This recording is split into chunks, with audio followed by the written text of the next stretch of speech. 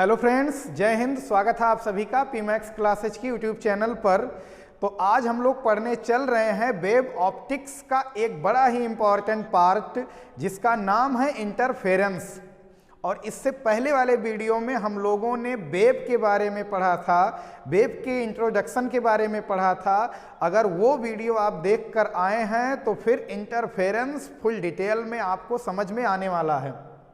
तो पहले हम डिफिनीशन पढ़ेंगे, इंटरफेरेंस है क्या, फिर एग्जाम्पल पढ़ेंगे, फिर इसके लिए परिणामी विस्थापन का यानी रिजल्टेंट डिस्प्लेसमेंट का इसमें हम लोग फॉर्मूला डेराइव करेंगे, फिर इंटेंसिटी का फॉर्मूला डेराइव करेंगे, फिर अब व्यतिकरण में भी संपोषी व्यतिकरण और विनाशी व्यतिकरण के कंडीशन का डेरिवेशन आज इस वीडियो में होने वाला है। पथांतर क्या होता है, कलांतर क्या होता है, फेज डिफरेंस क्या है, पाथ डिफरेंस क्या है, आज सब एकदम फुल डिटेल में कंप्लीट होने वाला है। तो आइए स्टार्ट करते हैं। इंटरफेरेंस क्या है? इंटरफेरेंस, इंटरफेरेंस व्यतिकरण, इंटरफेरेंस व्यतिकरण क्या है? इंटरफेरेंस जब दो या दो से अधिक तरंगे जब समान आवृत्ति की, इंटरफेरेंस कंडीशन में क्या सबसे पहली चीज होनी चाहिए? Same frequency. क्या होनी चाहिए? Same frequency. जब समान आवृत्ति की दो या दो से अधिक तरंगे एक साथ एक दिशा में आगे बढ़ती हैं, यानी जब सेम फ्रीक्वेंसी की दो वेव या दो से अधिक वेव एक साथ एक डायरेक्शन में आगे बढ़ती हैं, प्रोपागेशन करती हैं, तो उनके सुपरपोजिशन से, उनके अध्यारोपण से क्या होता है? कुछ स्थानों पर परिणामी तरंग की तीव्रता हो जाती है न्यूनतम और कुछ स्थानों पर परिणामी तरंग की तीव्रता हो जाती है अधिकतम। इसी घटना को, इसी फेनामेना को क्या बोलते हैं? इंटरफेरेंस ऑफ लाइट बोलते हैं, प्रकाश का व्यतिकरण कहते हैं।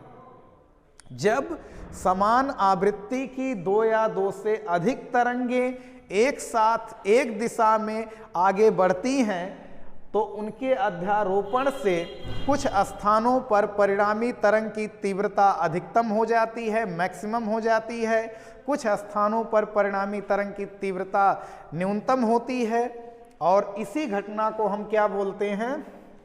व्यतिकरण बोलते हैं, इंटरफेरेंस बोलते हैं, व्यतिकरण बोलते हैं। बात समझ में आई? इंटरफेरेंस जहां पर परिणामी तरंग की तीव्रता मैक्सिमम होती है वहां हुए व्यतिकरण को हम लोग बोलते हैं कंस्ट्रक्टिव इंटरफेरेंस। कौन सा इंटरफेरेंस? Constructive interference. संपोषी व्यतिकरण। कौन सा व्यतिकरण? संपोषी व्यतिकरण। और जिन स्थानों पर परिणामी तरंग की तीव्रता न्यूनतम होती है वहां हुए व्यतिकरण को हम लोग बोलते हैं destructive interference. Destructive interference, destructive interference, विनाशी व्यतिकरण। क्या बोलते हैं? विनाशी व्यतिकरण। तो जिन स्थानों पर परिणामी तरंग की तीव्रता होती है मैक्सिमम, वहां हुए इंटरफेरेंस को हम लोग बोलते हैं कंस्ट्रक्टिव इंटरफेरेंस यानी संपोषी व्यतिकरण। और जहां परिणामी तरंग की तीव्रता न्यूनतम हो जाती है वहां हुए व्यतिकरण को हम लोग बोलते हैं डिस्ट्रक्टिव इंटरफेरेंस, विनाशी व्यतिकरण। इसका एग्जाम्पल है साबुन के बुलबुलों का रंगीन दिखाई देना। साबुन के बुलबुलों का, सोप बबल का कलरफुल दिखाई देना इंटरफेरेंस के कारण होता है। कुछ स्थानों पर आप देखते हैं कमरे में जब दो या दो से अधिक लाइटें लगी हुई होती हैं, तो अगर आप बोर्ड पर ही देखते हैं तो कभी कभी ऐसा देखे होंगे कि कहीं पर चमक ज़्यादा होती है, कहीं पर चमक कम होती है। तो जहाँ चमक ज़्यादा है वहाँ भी इंटरफेरेंस हुआ है, जहाँ चमक कम है वहाँ भी इंटरफेरेंस हुआ है, लेकिन जहाँ चमक अधिक है वहाँ कौन सा इंटरफेरेंस हुआ है? कंस्ट्रक्टिव। और जहाँ चमक कम है वहाँ कौन सा इंटरफेरेंस हुआ? डिस्ट्रक्टिव इंटरफेरेंस हुआ है। तो ये है डिफिनीशन। इंटरफेरेंस के लिए क्या कंडीशन है? Same frequency. और सुपरपोजिशन क्या है, अध्यारोपण क्या है, तो ये प्रीवियस वीडियो में हम लोग डिस्कस कर चुके हैं। बात समझ में आई? तो जब समान आवृत्ति की दो या दो से अधिक तरंगे एक साथ एक दिशा में आगे बढ़ती हैं तो उनके अध्यारोपण से कुछ स्थानों पर परिणामी तरंग की तीव्रता अधिकतम होती है तथा कुछ स्थानों पर परिणामी तरंग की तीव्रता न्यूनतम होती है। इसी फिनोमेना को, इसी घटना को क्या बोलते हैं? प्रकाश का व्यतिकरण बोलते हैं। जिन स्थानों पर परिणामी तरंग की तीव्रता होगी मैक्सिमम, वहां हुए इंटरफेरेंस को बोलते हैं समपोषी व्यतिकरण, और जिन स्थानों पर परिणामी तरंग की तीव्रता होती है मिनिमम, वहां हुए इंटरफेरेंस को हम लोग बोलते हैं डिस्ट्रक्टिव इंटरफेरेंस। बात समझ में आई? तो इसको मिटा रहे हैं। अब चल रहे हैं कंडीशन, हम लोग डेरिवेशन करेंगे कंडीशन का। तो यहां पर मान लिया एक तरंग है अपने पास जिसका विस्थापन समीकरण है y1 बराबर a1 साइन ओमेगा टी। क्या है? मान लिया अपने पास दो तरंग है, दो वेव हैं, दो से अधिक भी हो सकती हैं, दो वेव भी हो सकती हैं, मिनिमम दो वेव। तो माना पहली तरंग जो है उसका विस्थापन समीकरण है y1 बराबर a1 साइन ओमेगा टी। आगे अगर बढ़ाना हो तो kx भी बढ़ा सकते हो, नहीं तो छोड़ भी सकते हो। बात समझ में आई? तो y1 बराबर कितना हो जाएगा? a1 sine omega T.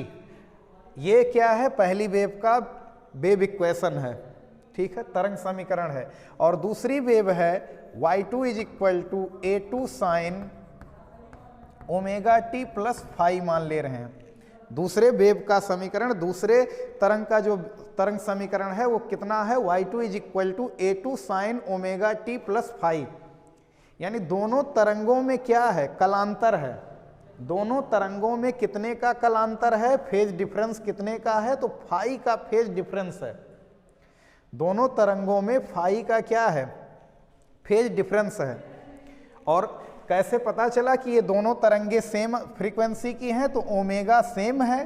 तो ओमेगा सेम होने के कारण हम इसको कह सकते हैं, जो ऊपर वाली वेव लिखी है, जो नीचे वाली वेव लिखी है, इन दोनों की फ्रीक्वेंसी तो समान है, आवृत्ति तो बराबर है, लेकिन हाँ दोनों में कलांतर कितना है? तो कलांतर है फाई का। उसका आयाम क्या है? a1। दूसरी तरंग का आयाम कितना है? Amplitude a2। बात समझ में आई? और साइन तो दोनों में ही रहेगा। अब मान लिया ये दोनों तरंगे किसी पॉइंट पर अध्यारोपण कर रही हैं। मान लिया ये दोनों तरंगे किसी पॉइंट पर अध्यारोपण कर रही हैं। अब हमको ये नहीं पता है कि उस पॉइंट पर कंस्ट्रक्टिव इंटरफेरेंस होगा कि डिस्ट्रक्टिव इंटरफेरेंस होगा। तो हम एक कॉमन फॉर्मूला निकालेंगे। हम लोग क्या करेंगे? एक कॉमन फॉर्मूला डिराइव करेंगे। अब उसी में कंडीशन लगाएंगे कंस्ट्रक्टिव का, उसी में कंडीशन लगाएंगे डिस्ट्रक्टिव का। बात समझ में आई?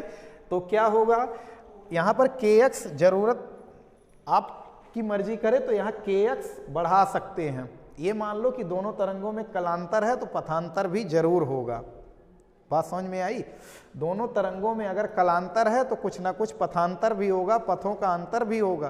तो बढ़ा भी सकते हैं और नहीं भी बढ़ा सकते हैं, ठीक है। तो kx इसमें भी बढ़ा सकते हैं माइनस, इसमें भी माइनस kx बढ़ा सकते हैं। दोनों तरंगों की फ्रीक्वेंसी सेम कैसे है? क्योंकि omega is same. Omega is equal to 2 pi n या 2 पाई f, ये फॉर्मूला हम लोगों को पता है। बात समझ में आई? दोनों में फेज डिफरेंस कितने का है? तो फेज डिफरेंस इज फाई। दोनों में कलांतर कितने का है? तो फाई का। तो अब हम लगाएंगे प्रिंसिपल ऑफ सुपरपोजिशन अध्यारोपण के सिद्धांत से। अध्यारोपण के सिद्धांत से तो अगर अध्यारोपण का सिद्धांत लगाएंगे तो अध्यारोपण का सिद्धांत क्या कहता है कि जब दो या दो से अधिक तरंगे किसी बिंदु पर मिलती हैं तो वहां पर मिलने को ही बोलते हैं अध्यारोपण। और जो परिणामी तरंग का विस्थापन आएगा वो दोनों तरंगों के विस्थापन समीकरण के, यानी दोनों तरंगों के विस्थापन के योग के बराबर होगा। वेक्टर योग के भी बराबर लिख सकते हैं, लेकिन यहाँ वेक्टर हम इस्तेमाल नहीं करेंगे। तो y इज इक्वल टू हो गया y1 प्लस y2। अब y is equal to y1 कितना है? तो y1 is equal to a1 sine omega t. y2 कितना है? तो a2 sine omega t plus phi. बात समझ में आई? तो ये है y बराबर a1 साइन ओमेगा टी, दूसरे का है a2 sine omega t plus phi.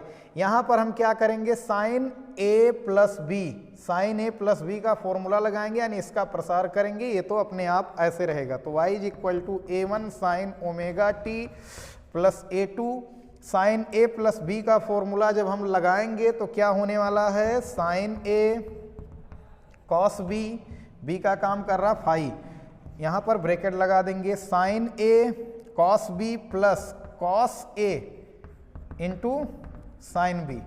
बात समझ में आई? यहाँ a2 का क्या कर देंगे, गुणा करेंगे तो क्या होने वाला है, a1 sine omega t plus a2 का अंदर गुणा करेंगे तो a2 sine omega t into cos phi plus a2 का गुणा यहाँ पर करेंगे तो a2 cos omega t into कितना, साइन फाई। अब हम क्या करेंगे, समझना जरा, y is equal to a1 sine omega t, यहाँ पर क्या है साइन ओमेगा टी, इन दोनों टर्म में कुछ कॉमन दिख रहा है, साइन ओमेगा टी, यहाँ से हम क्या कर सकते हैं, कॉमन। तो y इज इक्वल टू अपने पास हो जाएगा साइन ओमेगा टी, जैसे ही कॉमन करेंगे थोड़ा सा, अब ये भी परिणामी तरंग का विस्थापन समीकरण तो ये भी है, और जो भी साइन के आगे लिखा रहता है दैट इज एम्पलीट्यूड। तो एम्पलीट्यूड के टर्म में अभी ये जो परिणामी तरंग है, रिजल्टेंट वेव है, ये अभी बिखरा हुआ सा नजर आ रहा है, तो इसको हम थोड़ा सा और अच्छा देखने लायक बनाएंगे। तो इसीलिए कुछ क्या करेंगे, कुछ मानना पड़ेगा, कुछ एज्यूम करेंगे। तो हम इसको थोड़ा सा और सरल करने के लिए मान रहे हैं, और उसमें मान नहीं रहे हैं, बल्कि पहले इसको इन दोनों में साइन ओमेगा टी कॉमन कर लेंगे। अंदर बचेगा a1 प्लस यहाँ बचेगा a2 कॉस फाई बचेगा, और प्लस का यहाँ पर क्या कर ले रहे हैं, तो a2 यहाँ पर cos omega t into a2 sine phi को एक साथ लिख ले रहे हैं हम। बात समझ में आई? अब यहाँ पर क्या करेंगे, मानेंगे, माना a1 plus a2 cos phi is equal to r cos theta, समीकरण नंबर 1। इसमें कॉस का टर्म है तो यहाँ भी हम कॉस मान ले रहे हैं, यहाँ a1 a2 है तो हम परिणामी तरंग का आयाम मान ले रहे हैं, कितना है, r, और परिणामी तरंग जो इन तरंगों से कलांतर बना रही है that is theta, phase difference जो है वो कितना है, थीटा है। तो a1 plus a2 cos phi is equal to कितना, r कॉस थीटा। फिर क्या, यहाँ पर मानेंगे तथा a2 sine phi, a2 sine phi is equal to मानेंगे r साइन थीटा। ये थोड़ा सा हम लोग एज्यूम करेंगे, सपोज करेंगे, और तरंग के विस्थापन समीकरण को और सरल बनाएंगे। तो इतना बात आप लोगों को समझ में आई। अध्यारोपण का सिद्धांत लगाएंगे तो y बराबर y1 प्लस y2 इस्तेमाल करेंगे, दोनों तरंगों का मान रखकर साइन a प्लस बी लगाओ, थोड़ा सा यहाँ पर चालाकी कर लेंगे। 1 मिनट देख लिया जाए कि आ रहा कि नहीं, हाँ बढ़िया चल रहा है। अब क्या करेंगे, यहाँ पर इस पार्टी को हम रख देंगे r cos थीटा, और इस पार्टी को रख देंगे r साइन थीटा। तो आइए जरा देखते हैं आगे फर्दर क्या होगा। y इज इक्वल टू कितना, साइन ओमेगा टी, ऐसे का ऐसे रहने दो, a1 plus a2 cos phi को लिख सकते हैं r cos थीटा। एक r क्या है, r क्या है, या बहुत सी बुकों में कैपिटल A मान लेता है, तो आप r मान लो, a मान लो, थीटा ना मानकर अल्फा मान सकते हैं, कुछ भी। r क्या है, परिणामी तरंग का आयाम। जब अध्यारोपण हो रहा होगा तो जो नेट मतलब रिजल्टेंट वेव है उसका एम्पलीट्यूड है, और थीटा क्या है, वो जो तरंग आएगी कि उसका इस दोनों तरंगों के साथ क्या फेज डिफरेंस कुछ है या नहीं है, तो दैट इज थीटा। क्या करेंगे, y is equal to sine omega t into r cos theta, यहाँ पर पुट कर देंगे इक्वेशन 1 से, और प्लस का cos omega t into a2 sine phi को हम लोग लिख सकते हैं r साइन थीटा। यहाँ से कुछ कॉमन कर लो तो y is equal to r हो गया कॉमन, तो अंदर बचने वाला है कितना, sign omega t into cos theta plus cos omega t into sine theta, ये अपने पास बचेगा। तो sign A cos B plus cos A sine B, sign A cos B plus cos A sine B वहां प्रसार किए थे, यहां प्रसार किया हुआ है। तो यहां पर हम इसको क्या करेंगे, यहां फॉर्मूला लगाएंगे साइन का, तो साइन ए का काम कर रहा है ओमेगा टी, प्लस बी का काम कौन कर रहा है, थीटा। तो ये आ चुका, ये आ गया अपने पास परिणामी तरंग का विस्थापन समीकरण। क्या आ गया, अध्यारोपण करने के बाद दो या दो से अधिक तरंगों का, तो दो तरंगों का अध्यारोपण करने के बाद ये आ गया उसके परिणामी तरंग का विस्थापन समीकरण आ गया। अब विस्थापन क्या है, आयाम क्या है, कला क्या होती है, कलांतर पथांतर में क्या रिलेशन है, श्रृंग गर्त क्या है, तरंग दैर्ध्य क्या है, तो ये आप प्रीवियस वीडियो में इंट्रोडक्शन ऑफ वेव पीमैक्स क्लासेज पर सर्च करके क्या कर सकते हैं, पढ़ के आ सकते हैं, तभी ये बात मजा आएगा समझने में।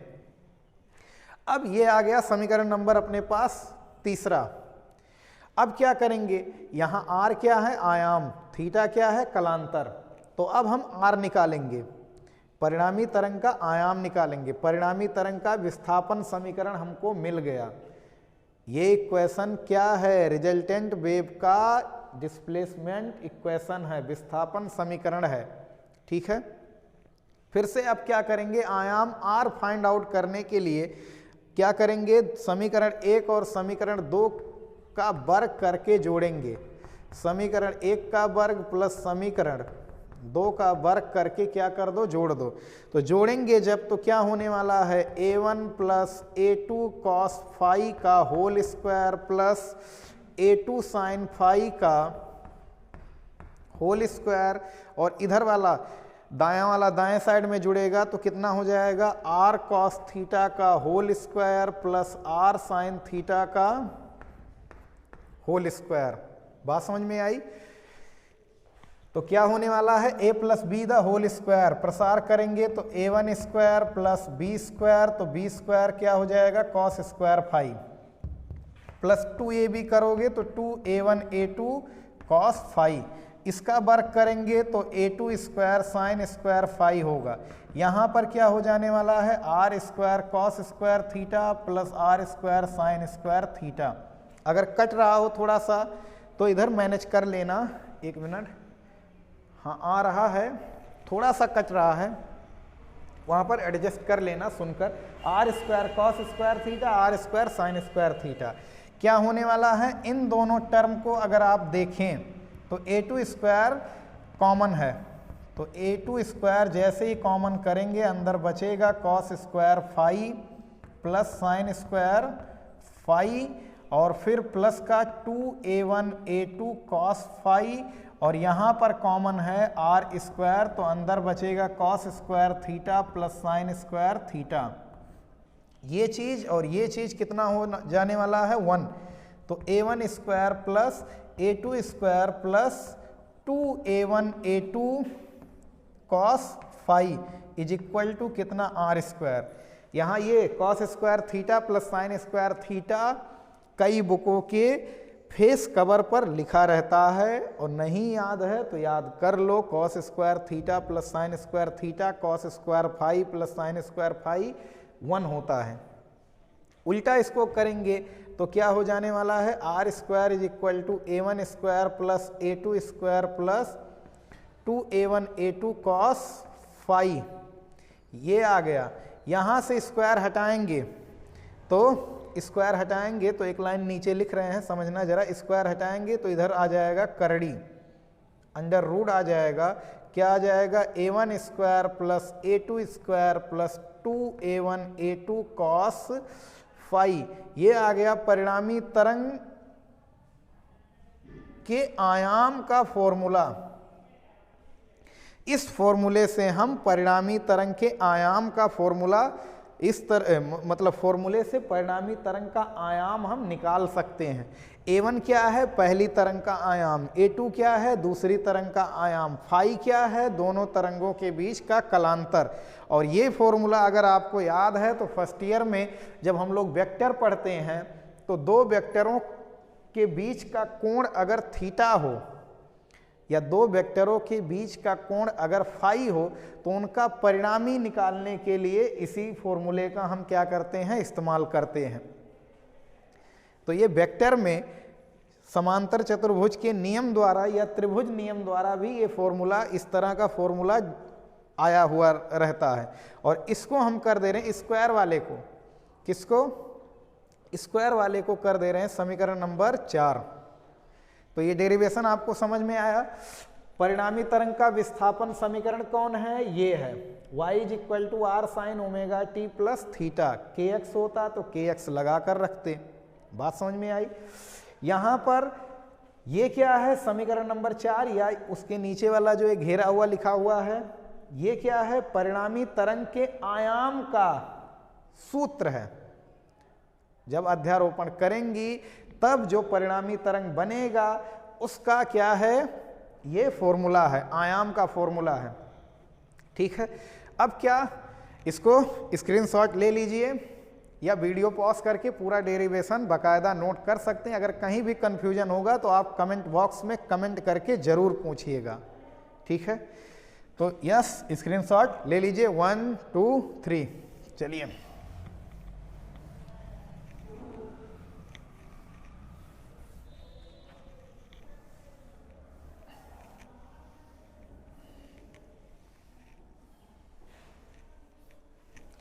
अब हम क्या कर सकते हैं, यहां पर 1 मिनट देख लिया जाए सही बन रहा है या नहीं। हाँ ठीक है, अब क्या करेंगे, यहां पर समीकरण आ चुका है परिणामी तरंग के। तो अब यहां पर जरा बात करेंगे, इसी वक्त समीकरण 2 को और आगे बढ़ाएंगे, समीकरण 2 से, सॉरी समीकरण 4 जिसको माने हैं, ये समीकरण नंबर 4। अच्छा, ये तो आ गया परिणामी तरंग के आयाम का। एक बात और कर लिया जाए तब फिर आगे बढ़ा जाए। परिणामी तरंग के आयाम का ये क्या है, फॉर्मूला है। अब अगर हम क्या करें, अगर जो अभी समीकरण 1 और 2 समीकरण बनाए थे, 2 में अगर 1 का भाग कर दें, समीकरण 2 और 1 बना था जो अभी, 2 में 1 का भाग कर दें तो क्या होगा, r से r कटेगा, वहां बनेगा tan थीटा, और वहां से हम निकाल सकते हैं परिणामी तरंग का कलांतर। तो कलांतर हम बाद में निकालेंगे, पहले इसको और आगे बात बढ़ाते हैं। तो समीकरण 4 से क्या है, समीकरण 4 अपने पास R square equal to a1 square plus a2 square plus 2a1 a2 और cos फाई। ठीक है, इसी वक्त हम लोग परिणामी तरंग की तीव्रता का भी फॉर्मूला निकालेंगे। क्या करेंगे, k से गुणा करने पर, k से मल्टीप्लाई, k से बोथ साइड में मल्टीप्लाई, k से गुणा करने पर, किधर, दोनों पक्षों में, तो क्या हो जाने वाला है, k r square is equal to k a1 square plus k a2 square plus 2a1 a2 k into cos phi. क्या होने वाला है, थोड़ा सा और डिजाइन करेंगे, k r square is equal to k a1 square plus k a2 square plus, यहाँ पर थोड़ा सा अगर जुगाड़ लगाएं, 2 को ऐसे ही रहने दो एज इट इज, इसको भैया अगर हम ऐसा लिख दें a1 इंटू के, बल्कि a1 इंटू के नहीं, ऐसा अगर हम लिख दें के a1 स्क्वायर, और इसको लिख दें के a2 square into cos phi, तो कितने लोग एग्री हैं, ये बात समझ में आई। a1 स्क्वायर का वर्गमूल a1, a2 स्क्वायर का वर्गमूल a2, और अंडर रूट के 2 बार है तो असली के हो जाएगा। तो इसी चीज को यहाँ पर थोड़ा सा डिजाइन किए हैं। अब चूंकि i इज इक्वल टू होता है के a square, i is equal to होता है के स्क्वायर, ये हम पहले वाले वीडियो में ही बताए थे। नहीं पता है तो फिर से, अगर वहां नहीं जाना चाहते हैं तो यहां देख सकते हैं, i इज इक्वल टू के ए स्क्वायर, ए है आयाम का वर्ग, के है नियतांक, तो यहाँ के आर स्क्वायर को, r चूंकि परिणामी तरंग का आयाम है तो इसको हम परिणामी तरंग की तीव्रता i लिख सकते हैं। इसको लिख सकते हैं पहले तरंग की तीव्रता, इसको लिख सकते हैं दूसरे तरंग की तीव्रता। 2 है सरकारी, इसको लिख सकते हैं पहले तरंग की तीव्रता और एक ही अंडर रूट में कर दो तो 2 अंडर रूट I1 I2, ये है दूसरे तरंग की तीव्रता इनटू कितना cos फाई। तो ये आ चुका है खूबसूरत सा समीकरण अपना। कौन सा समीकरण? परिणामी तरंग के तीव्रता का सूत्र आ चुका है। जब दोनों तरंगे अध्यारोपण करेंगी तो जो नई तरंग बनेगी उस परिणामी तरंग की तीव्रता का समीकरण, इसको नंबर क्या मान लेंगे? 5 मानेंगे। समीकरण नंबर क्या मान लेंगे? 5 मानेंगे। बात समझ में आई? क्या मान लेंगे? समीकरण नंबर 5। I1 क्या है? पहले तरंग की तीव्रता। I2 क्या है? दूसरे तरंग की तीव्रता। I1 I2 पहले दूसरे तरंग की तीव्रताएं हैं रिस्पेक्टिवली। फाई क्या है? दोनों तरंगों के बीच का, दोनों वेव के बीच का फेज डिफरेंस है। बात समझ में आई? अब इसको मिटा दिया जाए तो परिणामी तरंग का विस्थापन समीकरण, परिणामी तरंग के आयाम का सूत्र, परिणामी तरंग की तीव्रता का सूत्र। एक काम बताए हैं, समीकरण 2 में 1 का भाग कर लेना आप लोग, तो परिणामी तरंग के कला का फॉर्मूला आ जाएगा। कलांतर कितना है? बाकी इन दोनों शुरुआती तरंगों से जो माने थे वो भी हमें पता चल जाएगा। ये मिटा दें इसको। अब मिटा रहे हैं। अब यहां पर हम लोग कंडीशन निकालेंगे। तो ये तो हो गया किसी भी तरंग की, चाहे वहां संपोषी व्यतिकरण हो रहा हो चाहे विनाशी व्यतिकरण हो रहा हो, और ये समीकरण है अपना, समीकरण नंबर है 4। तो हम क्या करेंगे? अब संपोषी व्यतिकरण के लिए तीव्रता कितनी होती है, विनाशी व्यतिकरण के लिए तीव्रता कितनी होती है, ये हम लोग क्या करेंगे? निकालेंगे। तो जरा समझना, संपोषी व्यतिकरण के लिए, संपोषी व्यतिकरण के लिए, कंस्ट्रक्टिव इंटरफेरेंस के लिए बहुत अच्छे समझना है, बड़ा ही मजेदार है। संपोषी व्यतिकरण के लिए हम चाह रहे हैं कि दोनों तरंगे संपोषी व्यतिकरण करें, मीन्स परिणामी तरंग की तीव्रता मैक्सिमम हो। अब मैक्सिमम हम तभी कर सकते हैं जब cos फाई का मान क्या हो? मैक्सिमम हो। और cos फाई का मान क्या हो? मैक्सिमम। तो cos फाई को क्या रखना होगा? मैक्सिमम। और cos का सबसे बड़ा मान होता है +1। यानी अगर हम चाहते हैं कि दोनों तरंगे जिस बिंदु पर मिल रही हैं, जहां अध्यारोपण कर रही हैं, वहां पर संपोषी व्यतिकरण हो, तो हम चाहेंगे जो cos फाई हो कितना हो? 1। तो 1 कितने डिग्री का मान होता है? तो 1 होता है मान cos 0 डिग्री का। अब 0 डिग्री का ही मान नहीं होता है, cos 360 का भी मान 1 होता है, cos 720 का मान भी 1 होता है। तो एक हम जनरल वैल्यू लिखेंगे, व्यापक मान यहां पर लिखेंगे। तो व्यापक मान लिखेंगे 2n पाई। 2n पाई, cos 2n पाई का मान होता है कितना? 1। जहां जहां n इज इक्वल टू कितना होने वाला है? 0 1 2 3 4 dash dash dash and so on. cos से cos कट जाने वाला है, तो फाई इज इक्वल टू आ जाएगा 2n पाई। क्या आ गया? 2n पाई, जहां n की वैल्यू कितनी है? 0 1 2 3 4 5 6। तो अगर हम चाहते हैं कि संपोषी व्यतिकरण हो तो तरंगों के बीच कलांतर कितना होना चाहिए? तो तरंगों के बीच अगर कलांतर 2n पाई होगा, कितना होगा? 2n पाई, यानी पाई का समगुणज होगा। पाई का क्या होगा? इवन मल्टीपल होगा। तो वो दोनों तरंगे कौन सा इंटरफेरेंस करेंगी? कंस्ट्रक्टिव इंटरफेरेंस करेंगी। कौन सा इंटरफेरेंस? कंस्ट्रक्टिव इंटरफेरेंस करेंगी। अब यहीं पर हमें पता चल गया कि cos फाई का, अगर हमें संपोषी व्यतिकरण यानी परिणामी तरंग की तीव्रता अधिकतम करनी है तो cos फाई की वैल्यू कितनी रखनी है? 1। तो ये तो पता चल गया कलांतर। इसी वक्त हम लोग निकाल सकते हैं, पथांतर भी निकाल लें इसी वक्त, फिर तीव्रता निकालते हैं, फिर परिणामी तरंग का आयाम निकालते हैं। तो समझते हैं जरा, ये कलांतर आ गया। जब जब दो तरंगों के बीच कलांतर 2n पाई होगा, n की जगह 0 यानी कलांतर 0 हो, कलांतर 2 पाई हो, कलांतर 4 पाई हो, कलांतर 6 पाई हो, कलांतर 8 पाई हो, दो तरंगों के बीच में, तब वो जब मिलेंगी, अध्यारोपण करेंगी, तो कंस्ट्रक्टिव इंटरफेरेंस होगा। अब क्या समझना है, यहां पर तुरंत पथांतर निकालेंगे तो phi is equal to 2 pi by lambda is गुणे डेल्टा एक्स। कलांतर बराबर 2 पाई बटा लेमडा गुणे पथांतर। ये फॉर्मूला हम लोग पढ़े हैं। तो क्या होने वाला है, फाई तो हमें पता चल गया कितना, 2n pi is equal to 2 pi by lambda into delta x. 2 pi से 2 पाई कट जाएगा, लेमडा का तिरछा गुणा हो जाएगा, तो n lambda is equal to delta x या delta x is equal to n lambda. ये आ गया किसका फॉर्मूला, तो ये आ गया पथांतर का फॉर्मूला। अगर दो तरंगों के बीच हमें कलांतर नहीं पता है, हम पथांतर से पता करना चाहते हैं कि कब वो संपोषी व्यतिकरण करेंगी, तो अगर दो तरंगों के बीच पथांतर n लेमडा के बराबर होगा तब वो संपोषी व्यतिकरण करेंगी, या कलांतर 2n पाई होगा तब वो संपोषी व्यतिकरण करेंगी। जहां पर n की वैल्यू जान रहे हो, n is equal to 0 1 2 3 dash dash dash. ठीक है, बात समझ में आई, ये सारा पॉइंट समझ में आ रहा है, डेरिवेशन स्टेप बाय स्टेप समझ में आ रहा है।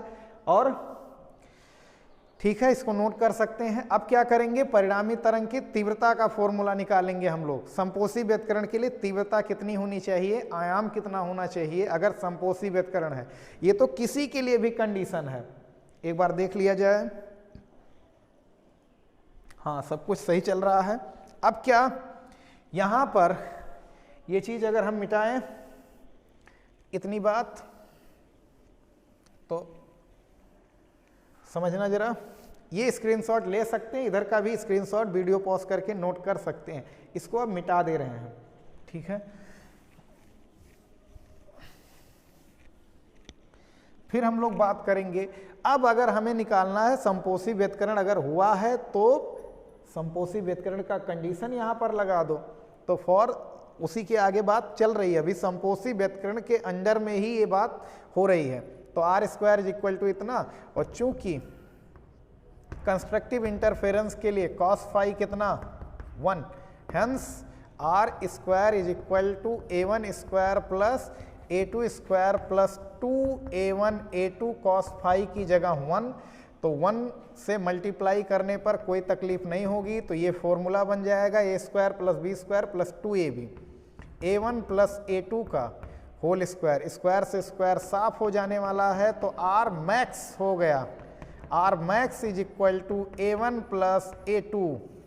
यानी जब जब तरंगे संपोषी व्यतिकरण करेंगी, जब जब तरंगे संपोषी व्यतिकरण करेंगी तो परिणामी तरंग का आयाम मैक्सिमम होगा और दोनों तरंगों के आयामों के योग के बराबर होगा।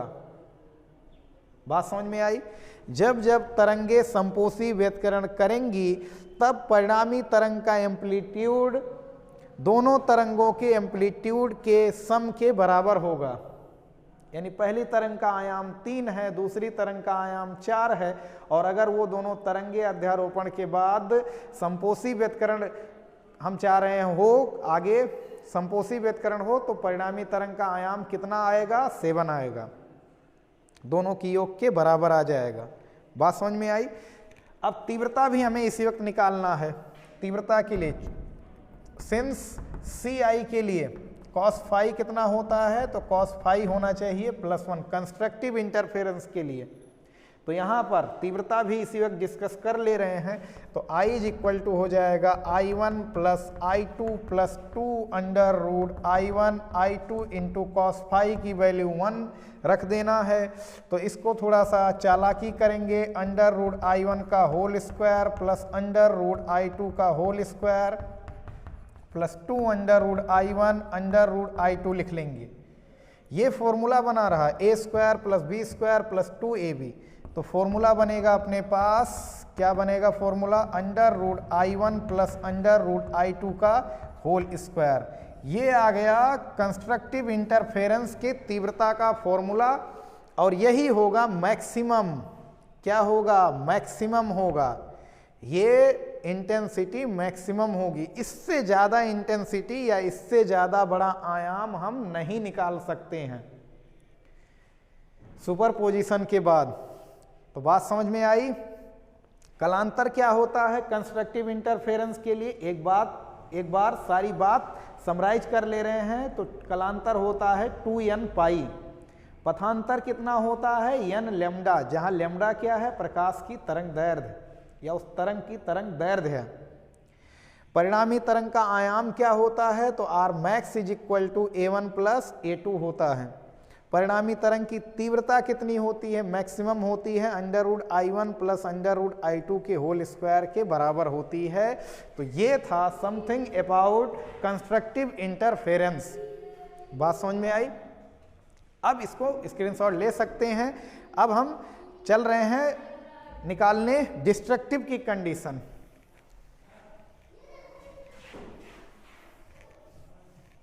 तो इन दोनों समीकरणों को ज्यों का त्यों ही रहने दे रहे हैं, समीकरण 4 को और समीकरण 5 को। हम चाह रहे हैं कि दोनों तरंगे विनाशी व्यतिकरण करें।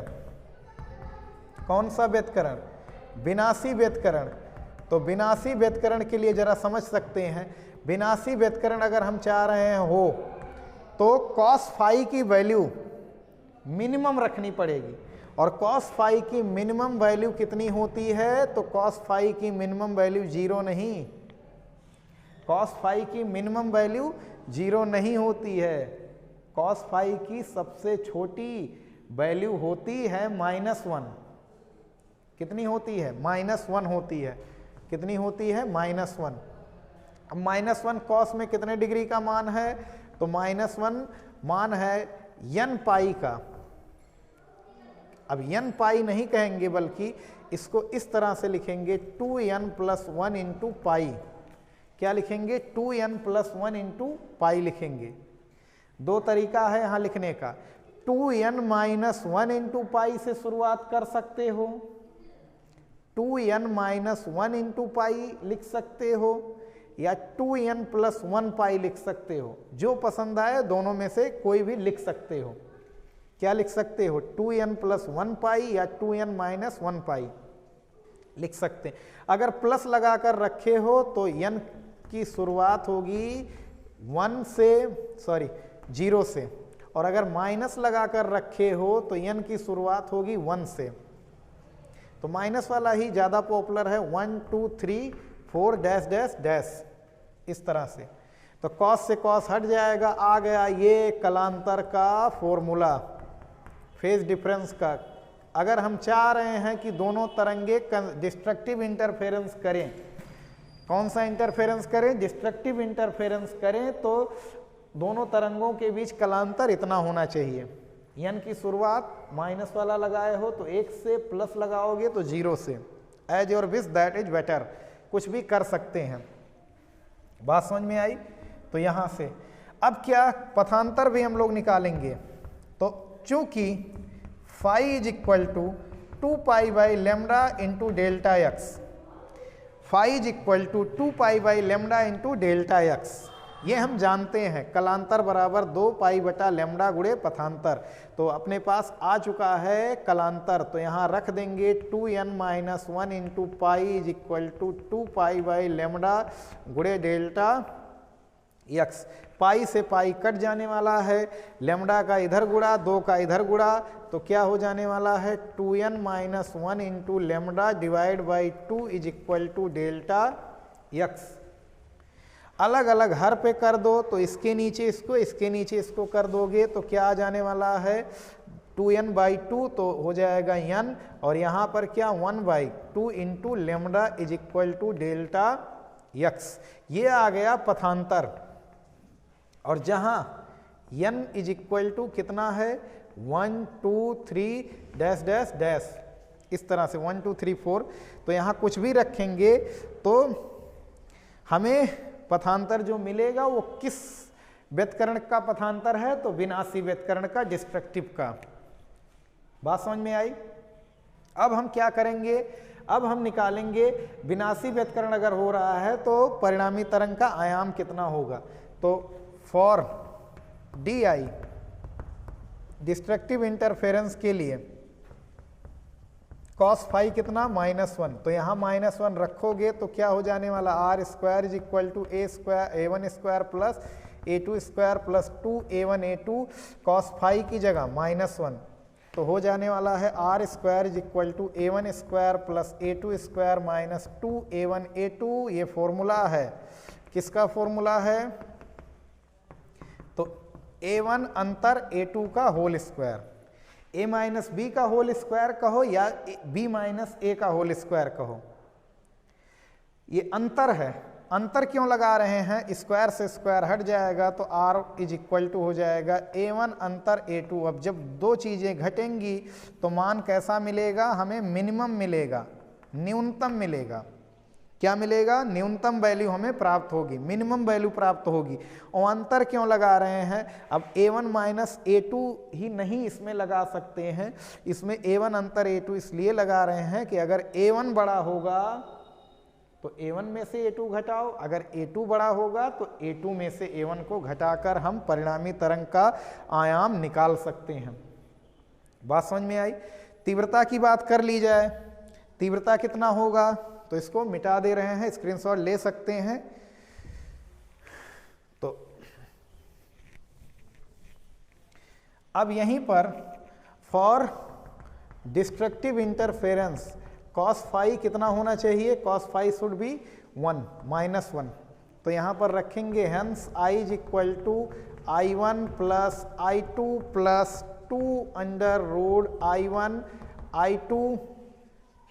cos फाई की वैल्यू 1 माइनस 1, तो माइनस का यहाँ गुणा हो जाएगा तो माइनस हो जाएगा। चालाकी जो पिछली बार किए थे, अंडर रूट i1 का square plus under root i2 का square minus 2 under root i1 i2।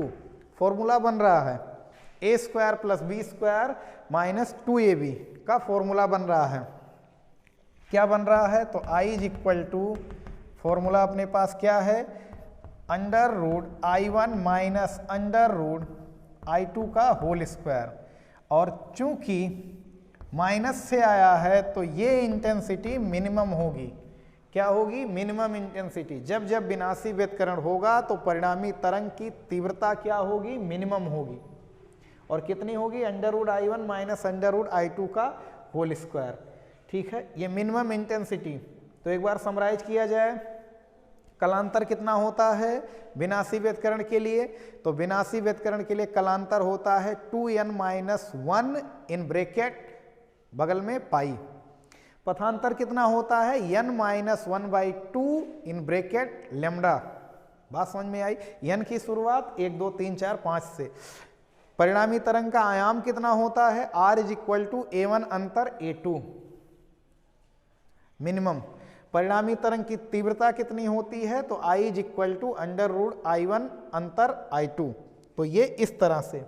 बात समझ में आई? तो ये था पूरा फुल डिटेल में इंटरफेरेंस के बारे में। अगर यहीं पर चलते चलते बात खत्म कर दिया जाए, क्या? चूंकि इक्वेशन अपने पास आया था, क्या माने थे हम? a1 plus a2 cos phi को माने थे क्या?